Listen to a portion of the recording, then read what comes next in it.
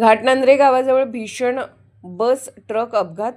विजापूर ते गुहागर राष्ट्रीय महामार्गावर कर्नाटक राज्याची बस आणि डांबराचा ट्रक यांच्यात भीषण अपघात झाला.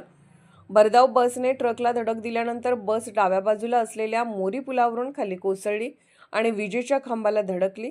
या अपघातात 20 ते 25 प्रवासी जखमी झाले. बसमध्ये असलेले प्रवासी वेगवेगळ्या रुग्णालयात उपचारासाठी दाखल करण्यात आले.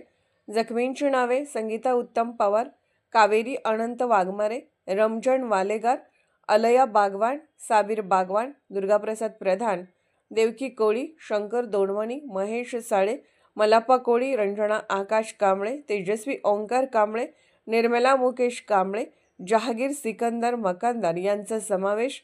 अपघाताच्या ठिकाणी विटा पोलिसांनी तात्काळ मदत केली आणि जखमींना रुग्णालयात दाखल केले. पोलीस ऑफ इंडिया न्यूज चॅनलला लाईक करा, शेअर करा आणि सबस्क्राईब करा.